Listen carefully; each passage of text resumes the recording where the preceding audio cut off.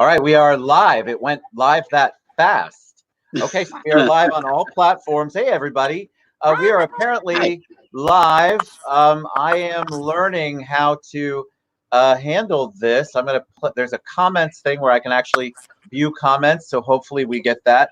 I am with Lance Price and Tiana Hale for the Love of Vets. We are doing our first live show on StreamYard. And if you guys don't mind, I want to look to see if it's live.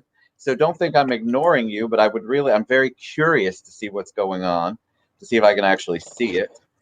But that's kind of the trials and tribulations of what's happening in today's world. It says I'm live on LinkedIn, so we must be live. Yeah, yep, there we are. Okay, so welcome to the show. Thank you. Thank you for having us. Yeah, I'm definitely going to need a giant martini after this. Oh, yeah, I am seeing the comments. So Tina Lynch says, hey, Tiana. Hi, Lance. Okay, good. So this is working. Hallelujah. All right, so enough about me and my technology problems. We're here to talk about you guys and for the love of vets. So Tiana, I'll start with you. Give us a little background on you. Your background and then how you got involved. We'll eventually get to how you all got involved with For the Love of Vets. So I am actually a caregiver to a wounded warrior. My husband served in Iraq in 2000. Well, he served a long time, but he was injured in 2010, and so I've been caring for him since then. He has seizures and brain injury and that sort of thing, and so we've just adapted and overcome, just like what we're doing now. It feels a little reminiscent of when he first got hurt, actually, because medical issues and financial issues, because I quit my job to take care of him, and then we were isolated unless it was for medical reasons, so finding Lance, we ran into each other, and he was already working on some really amazing things with music. And then I'm a big advocate for mental health. And my husband also has PTSD, and I do a lot of different things. We work with Mission Continues and a lot of different VFW and that sort of thing. And, for me personally, I want to make sure, our kids that are taking care of our veterans, their parents or whatever, I want to make sure they don't get lost in the shuffle too, because they're caregivers too. And so we kind of joined forces with vets.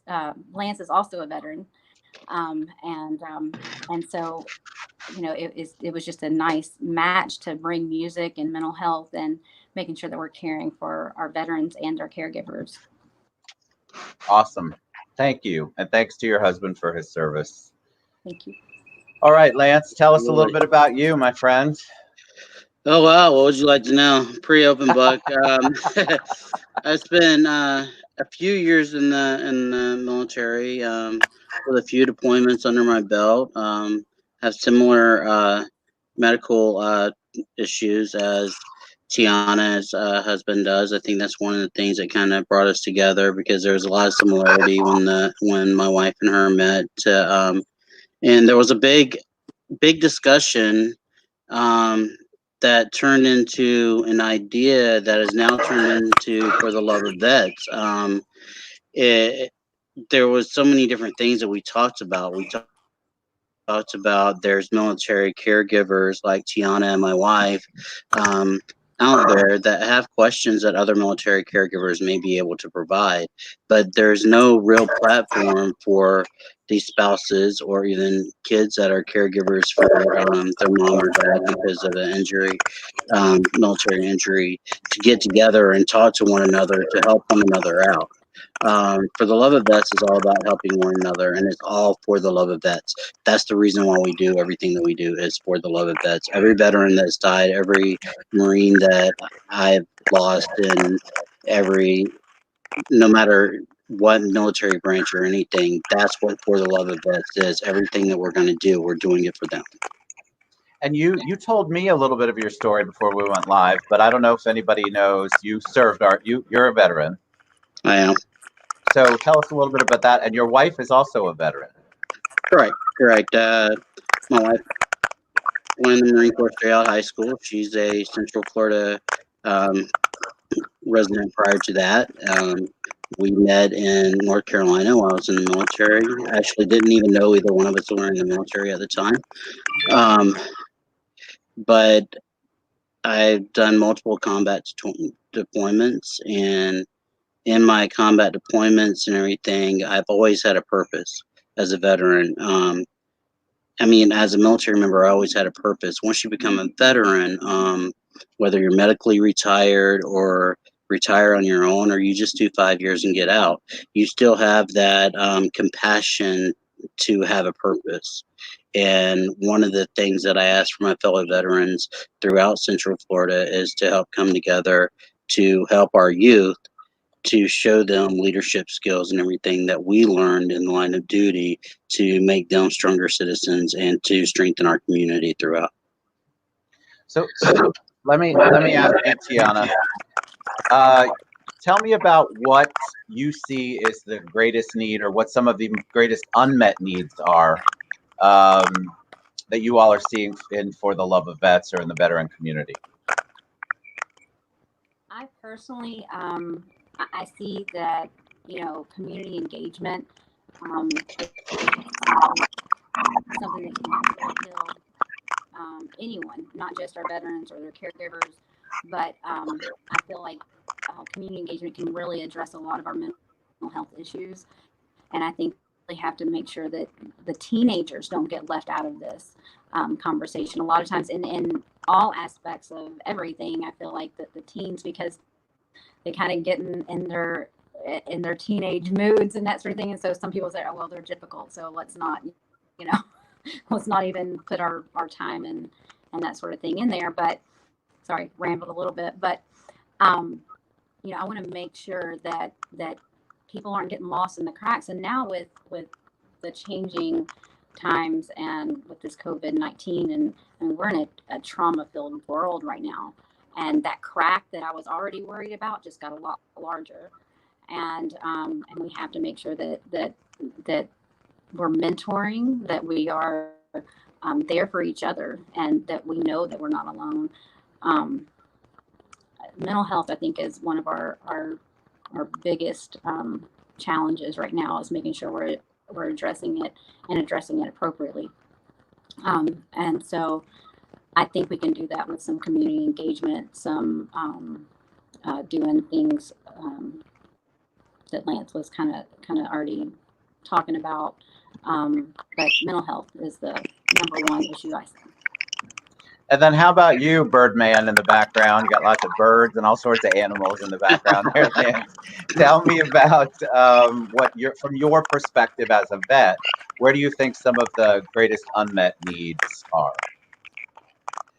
I honestly think our younger veterans get kind of pushed by the wayside at times.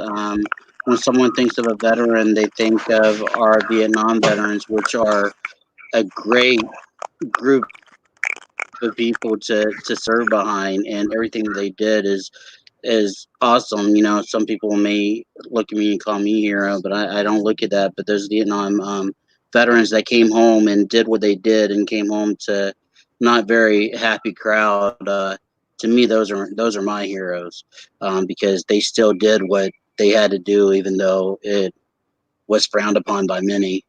They had a mission and they fulfilled it to the best of our ability in that situation. So let me ask you guys, and I've got static, so Tiana, it's definitely coming from you, but that's okay. I'm gonna put your mic on in a second, but it's okay. It happens. We're all learning this platform, right? I had a whole bunch of people when we posted live, when I posted the promos, ask what they can do, because I think a lot of non-vets, a lot of allies, they want to do good. They want to help out the veteran community, the military community, but they don't know how. And sometimes there's a lot of groups out there. They don't know how to maneuver through all of them. They don't know what's the best way to get involved and to show that they care and to help out. Can you guys give us some insight? And I'll start with you, Lance, and then I'll go back to you, Tiana. Well, I can tell. I mean, first off, especially when it comes to veterans, there's no veteran that I've ever met that's looking for a handout. A hand up, maybe, yes, we all need a hand up from time to time, but a handout is not what we need. And just respect and understanding, and not just me as a veteran or all veterans, just respect to your country, as the respect that's ingrained in those that serve. That's probably been ingrained to us from the day that we were born, because we do end up serving. But America's got to come together as one again. It's all there is to it. We have to help one another. As an individual, we're nothing, but as a group, we're one of the strongest nations. I mean, we are we are the strongest nation in the world. You know, and it's yeah. So that's how I feel about it. All right, I'm going to unmute you, Tiana. Sorry, here we go.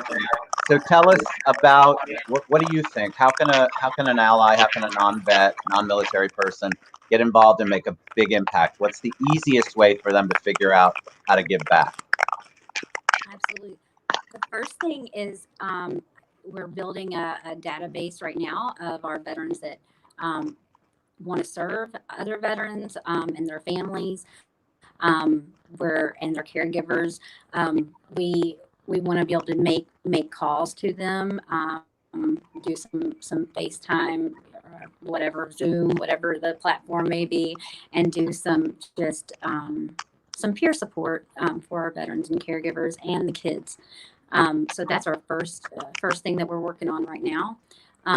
We were working, and we're still working hard on an event for next year. So Joe Bachman is a country music singer, and he's one of our performers. And so we are doing a concert, and then we're going to have R&R tents and that sort of thing for our veterans to have a retreat to go to for when it's too much. And so they can still enjoy it, and then have areas for both our teens that have the video game truck and all that kind of stuff that really want them to come and enjoy. And we'll have kind of like breakout events, so they have time with their family, but they can go and hang out with the kids. And it'll be we'll have mental health counselors there, so we'll touch on some tough topics, but for the most part, it'll be a nice, relaxing family day. That what people don't realize is I love events. I absolutely love events, but it's really hard for me as a caregiver, because I'm split between taking care of Keith and whatnot, and so this will be a really nice event that we're even going to have areas where the caregivers can go and fill out necessary paperwork, and have a kids area with sensory tents and that sort of thing, so that that we're touching on all those little areas that kind of get left behind, because you're always in that survivor mode. Yes. And just trying to keep your head above water, and we just want to make sure we have an event that they can enjoy as a family, and have the resources there that can help them wherever it is they need it. Have you, Tiana, have you seen? Oh, go ahead. Sorry. There you go. The main thing is building the contacts that want to be helpful. And we're going to end up doing community projects and that sort of thing, which we do with Mission Continues. We built ramps for veterans that needed that kind of stuff. So we want to make sure we kind of hit those needs, because you think, especially if it's a male veteran and a female caregiver, a lot of those household things that you kind of forget about, the honey-do list, they kind of get put to the side, because that's just life. So hopefully we'll have some honey-do lists to kind of let other veterans, and it doesn't even have to be a veteran, but to be able to come in and do some of the little jobs and stuff like that that's needed. And so just putting your name on that database, send Lance or I an email, we'll plug you in there, and then as we have projects come up, we'll send out emails and Love you it. can sign up.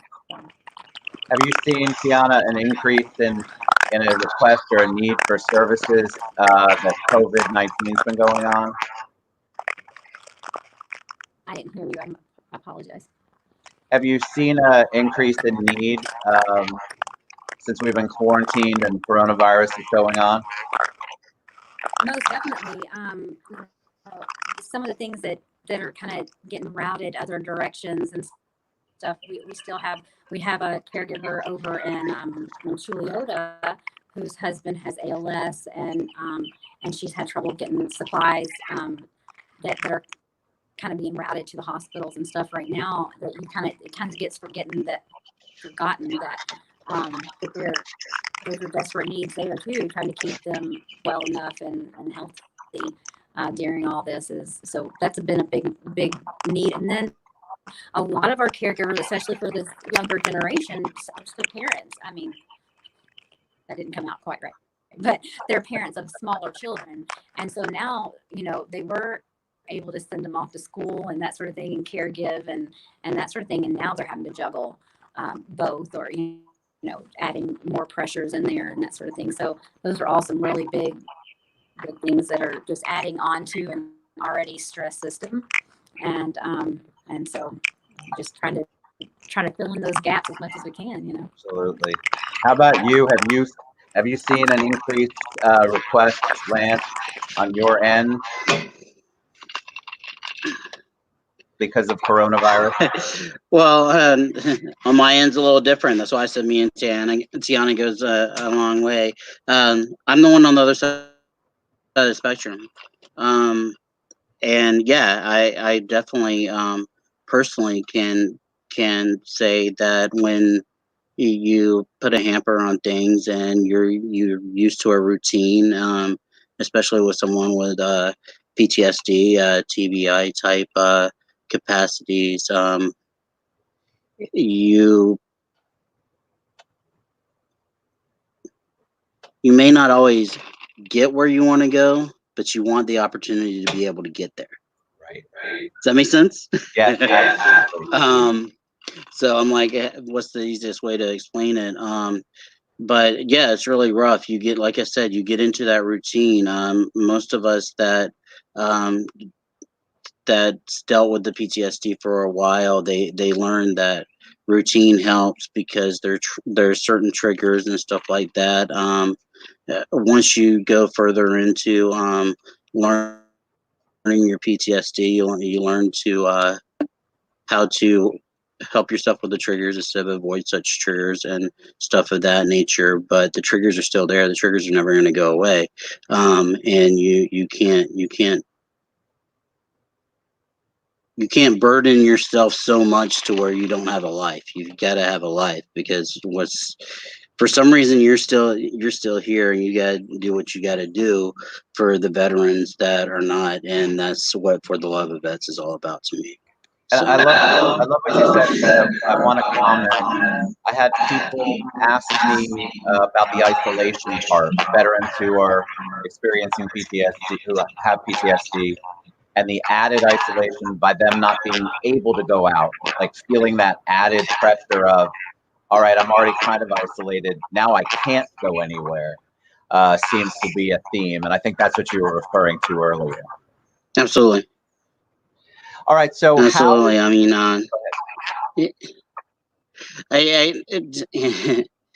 I guess you would compare it to a cage for someone with such mental health issues.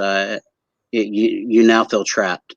You don't have control of the situation, and control is very, very important when it deals with that type of mental health. So. All right, so tell me how it's best for people to get, and I'm going to unmute Tiana now. How is it best for somebody to get in touch with you guys, to get involved with For the Love of Vets? What's the best way to reach you? We do have a Facebook page. I'll let Lance kind of touch on that, because he does a lot of that. I'm not social media savvy. So I'm not either, but I do have a I'm Facebook. We do have a Facebook page, so we have gotten that far. We do have a Facebook page. We do have a website. It has not been launched yet. A lot of stuff has not been launched yet because this was all coming together right before our great pandemic started that everybody was looking forward to. So a lot of things are coming together and pulling together, but we can be reached. We can be reached via messages on For the Love of Vets site on Facebook. I try to keep up a today in military history every day, just so that something's being posted and people see that we are looking at the site and everything. We have cups available for the Love of Vets cups. If you're interested in that, just reach out to us. Like I said, message us on Facebook. At this time would probably be the best way to get in touch with us. You'd probably be talking to myself more than Tiana, because Tiana doesn't really do much of the social media side, but that's okay. We're learning as we get, so we're great. I think we're all learning. All right. Thank you, Lance, for your service. Thank you to Keith for his service, Tiana. Appreciate you both very much. So For the Love of Vets, guys, I'll tag them on the after post. Thank you both for being guinea pigs on the very first broadcast from this new platform. I think it went pretty well. I guess we're going to find out when I end the broadcast. But please reach out to them if you're a vet or interested in getting involved and want to do more for our veterans. Please reach out to one of them. Go to For the Love of Vets on Facebook. They're both very responsive, and thank you both so much for being on the show. Thank you for having us, Ted. We appreciate it. It was awesome. We did it. All right. Thanks, guys, so much. Take care. Bye-bye.